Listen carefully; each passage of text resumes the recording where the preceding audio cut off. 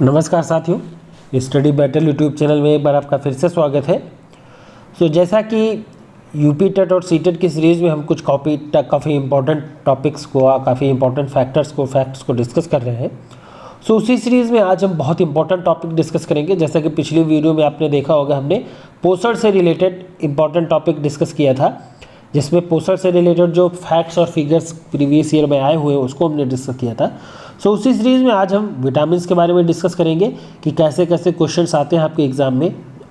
आते नहीं, यही आपके एग्ज़ाम प्रीवियस ईयर में आए हुए हैं।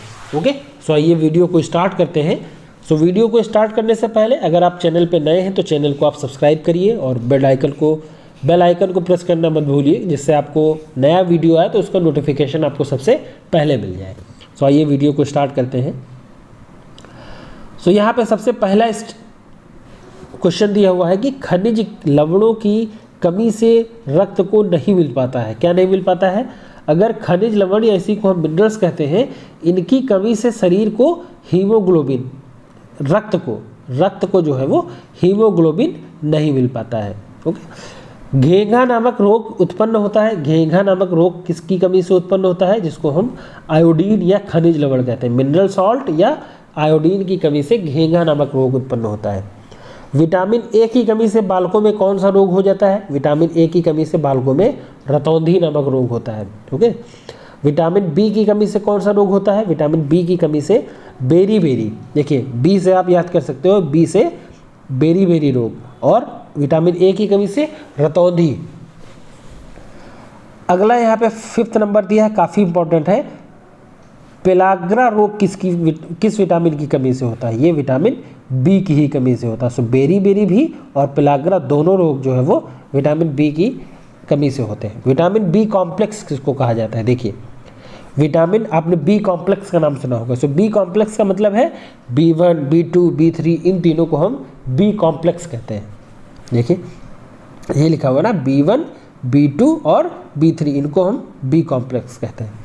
विटामिन सी की कमी से कौन सा रोग हो जाता है? देखिए, विटामिन ए की कमी से रतौंधी हो गया, बी की कमी से बेरी हो गया, विटामिन सी की कमी से स्कर्वी रोग हो जाता है।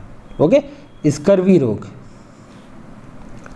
विटामिन सी का प्रमुख स्रोत कौन सा है? विटामिन सी का सबसे प्रमुख स्रोत अगर हम बात करें तो आंवला है। ओके, आपको याद रखना है, ये क्वेश्चन भी कॉम्पिटेटिव एग्जाम्स में भी आया है और सीटेट और टेट में तो आया हुआ है, बहुत इंपॉर्टेंट है।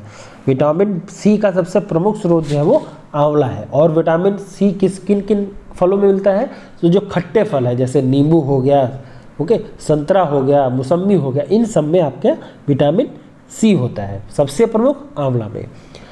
स्त्रियों में मृदुलास्थि रोग किस विटामिन की कमी से हो जाता है? विटामिन डी की कमी से स्त्रियों में मृदुलास्थि रोग जो है वो होता है।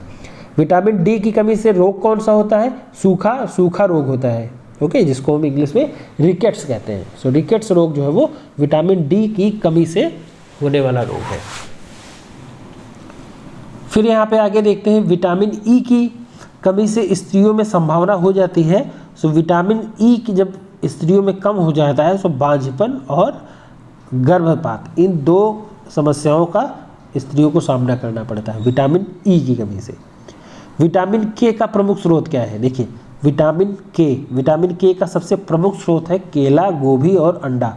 केला और गोभी और अंडा, ये तीनों जो है विटामिन के सबसे प्रमुख स्रोत हैं, जिसमें विटामिन के सबसे ज़्यादा मिलता है। विटामिन के की सर्वाधिक उपयोगिता किसके लिए होती है? ऐसी महिलाएं जो स्तनपान कराने वाली महिलाओं के लिए विटामिन के की जो आवश्यकता होती है वो सर्वाधिक होती है। रक्त का थक्का न जमने का रोग किस कमी के कारण हो जाता है?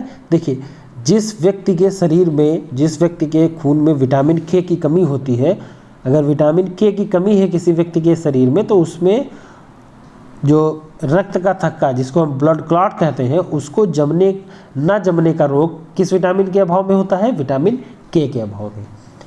जल हमारे शरीर में कितने प्रतिशत है? बहुत इंपॉर्टेंट है और बहुत आसान भी है, आपने कई जगह पढ़ा होगा। हमारे शरीर का लगभग 70% भाग जो है वो जल से बना हुआ है। दूषित जल के पीने से उत्पन्न रोग कौन सा है? पीलिया है, डायरिया है, ओके, हैजा है, ये हैजा नहीं है, पीलिया और डायरिया जो है ये प्रमुख रोग हैं जो पोल्यूटेड वाटर या दूषित जल पीने से होता है। कार्य करने के लिए किस पदार्थ की आवश्यकता होती है? देखिए, कार्य करना है, अगर हमें कार्य करते रहना है तो उसके लिए कार्बोज और कार्बोहाइड्रेट की, ओके, कार्बोज और कार्बोहाइड्रेट दोनों की आवश्यकता पड़ती है। आगे देखिए क्या यहाँ पे दिया हुआ है। अध्यापक को पोषक तत्वों के ज्ञान की आवश्यकता होती है बाल विकास के लिए, छात्रों के रोगों की जानकारी के लिए, अभिभावकों को पोषण का ज्ञान प्रदान करने के लिए। सो इन तीनों उद्देश्यों के लिए अभिभावक को पोषक के बारे में पोषण के ज्ञान की आवश्यकता होती है। उससे वो बालक के विकास के लिए काम कर सकता है, छात्रों को रोगों की जानकारी अगर देना है, या अभिभावकों को पोषण के संबंध में जागरूक करना या उनके बारे में ज्ञान प्रदान करना है, तो उसके लिए भी ये इम्पोर्टेंट हो सकता है। अभिभावकों को पोषण का ज्ञान कराने का सर्वोत्तम अवसर कौन सा होता है? शिक्षक अभिभावक गोष्ठी, बिल्कुल सही है। अभिभावक को अगर पोषण का ज्ञान कराना है अपने बच्चे के लिए, तो उसके लिए शिक्षक अभिभावक गोष्ठी, या इसी को जिसको हम कहते हैं पेरेंट्स टीचर मीटिंग, ओके, गोष्ठी को हमें कभी कभी मीटिंग कहते हैं, तो पीटीएम में सबसे प्रमुख उपाय है। शारीरिक विकास के लिए निरंतरता के रूप में उपलब्ध होना चाहिए, क्या उपलब्ध होना चाहिए? संतुलित भोजन और उचित व्यायाम। इससे पहले जब हम पोषण के बारे में डिस्कस कर रहे थे तब भी ये आया था कि अगर शारीरिक विकास करना है बालक का, तो उसके लिए उत्तम उचित व्यायाम की आवश्यकता है और संतुलित भोजन, इन तीनों की जरूरत पड़ती है। अनिरंतरता का विकास प्रक्रिया में प्रमुख कारक है। अनिरंतरता का विकास प्रक्रिया में प्रमुख कारक कौन सा है? साधनों की अनिरंतरता। अगर साधन जो है वो अनिरंतर होंगे तो जो विकास की प्रक्रिया है वो इरेगुलर हो जाएगी, अनिरंतर हो जाएगी। एक बालक को संतुलित भोजन की उपलब्धता सप्ताह में 2 दिन होती है। इस अवस्था में उस बालक का विकास क्या हो जाएगा? अब देखिए, इससे पहले वीडियो में जब हम पोषण के बारे में डिस्कस कर रहे थे तब भी हमने बताया था कि पोषण में निरंतरता, नियमितता सबसे जरूरी है। तो यही यहाँ दिया हुआ है कि एक बालक को संतुलित भोजन की उपलब्धता सप्ताह में 2 दिन होती है।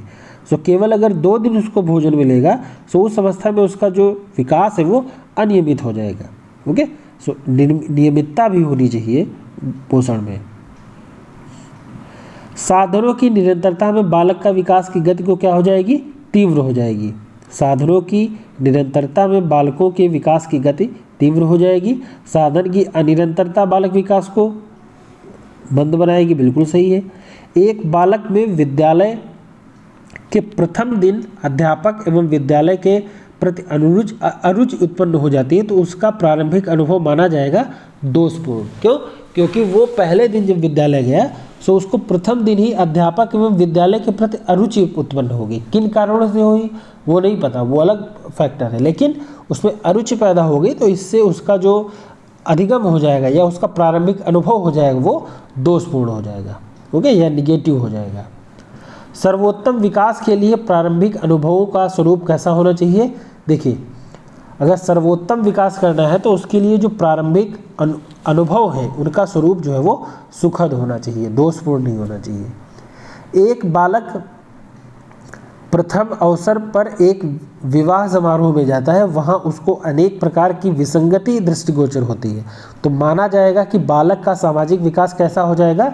मंद गति से। देखिए, बालक के विकास में कई सारे फैक्टर्स काम करते हैं, मैंने इससे पहले वीडियो में भी डिस्कस किया था। उसका परिवार कैसा है, उसका समाज कैसा है, ओके, उसका वातावरण कैसा है। सो इन तीनों फैक्टर्स का बालक के विकास पे बहुत प्रमुख प्रभाव पड़ता है।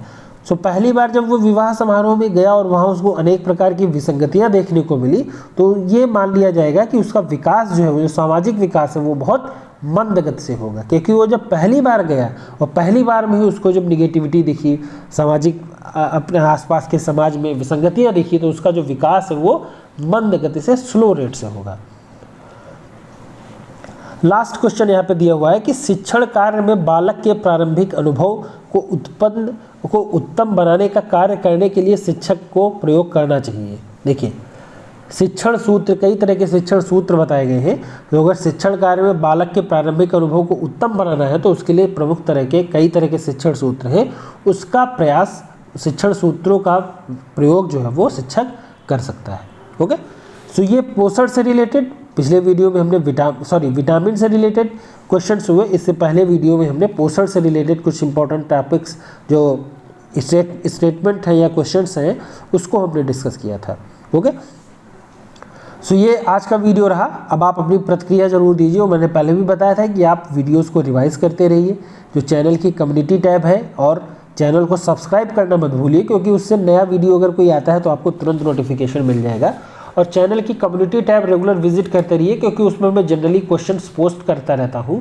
सो अगर आप, ऐसा नहीं कि वो केवल सीटेट और टेट के लिए इंपॉर्टेंट है, वो आप अगर कोई और भी प्रिपरेशन कर रहे हो कॉम्पिटिटिव एग्जाम की, वो चाहे यूपीएससी का हो, यूपीपीएससी का हो, या और भी स्टेट के जो पीएससी के एग्जाम है, एसएससी का हो, एनडीए सीडीएस का हो, हर तरह के एग्जाम में अगर वो टॉपिक सिलेबस में है, जैसे मैं इतिहास का कोई क्वेश्चन पोस्ट कर रहा हूँ, करंट अफेयर का कोई क्वेश्चन पोस्ट कर रहा हूँ, तो अगर करंट अफेयर आपके सिलेबस में है, जो भी एग्जाम आप दे रहे हो उस सिलेबस में अगर है तो वहाँ के लिए इम्पॉर्टेंट रहेगा।